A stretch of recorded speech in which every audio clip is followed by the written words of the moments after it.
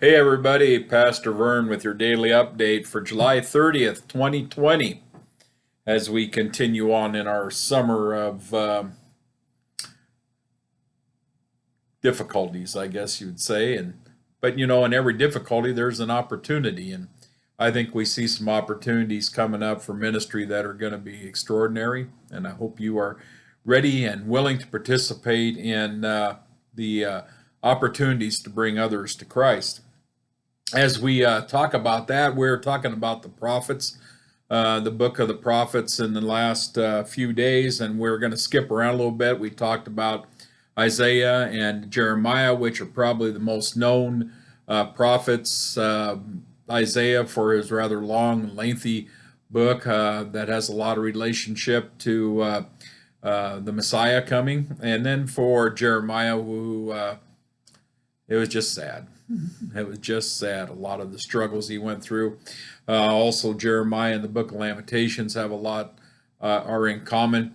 We might get back to that later, but I'm going to skip ahead to some of the minor prophets. Now, they're called minor prophets not because their message was any less important that God laid on their hearts. It's just that the scripture is shorter, maybe sometimes more concise, and so it's not it doesn't have the depth of information that some of the longer prophets books have. Excuse me. And so we're going to look at some of the minor prophets now. Actually, one of my favorites is Amos.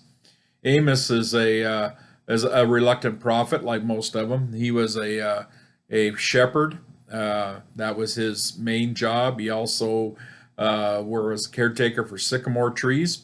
But being a shepherd was his main job, and God kind of called him out of an unusual scenario. He wasn't maybe schooled as a prophet the way a lot of the prophets were by their training or by their background, but he was called by God, and he was called to do something really difficult. He was called to warn the people of Judea and Israel. At that time, the nation of Israel were split into two kingdoms, Judea and Israel.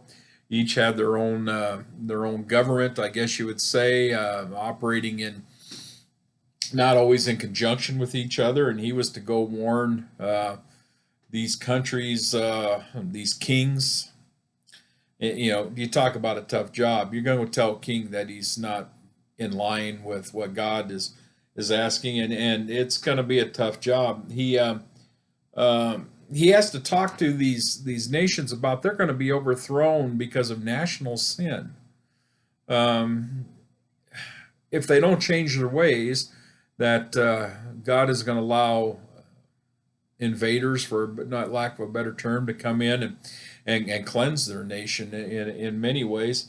And then he's got kind of a uniqueness among the prophets, as not only does he need to talk to Judea and Israel about their sins, about that their national sin is going to cause them their downfall, but he also needs to talk to the surrounding countries around them that they're going to find some judgment in God too. Now this is kind of a uniqueness here that this book has, is that he has not only the Hebrew people to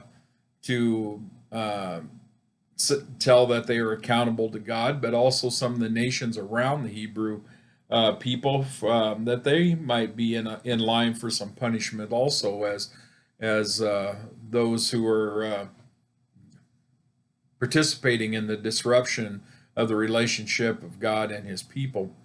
The first part of it he talks about the surrounding nations in the first part of the book.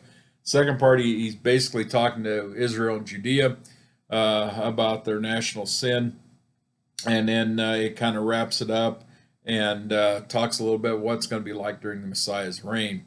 And so you've got these things that are progressive with the nations around the Hebrew people, and then some talk about what's going to change when the Messiah comes. Basically, the book of Amos. One of the things that I would lift up about the book of Amos is he talks about the national sin, that there's going to be judgment from turning away from God. as a nation, not just as an individual, not just as a church, not just as a temple, but as a nation. What do you think of that? Do we see any parallels with the world today? I'll let you be the judge of that. Mull that over in your mind.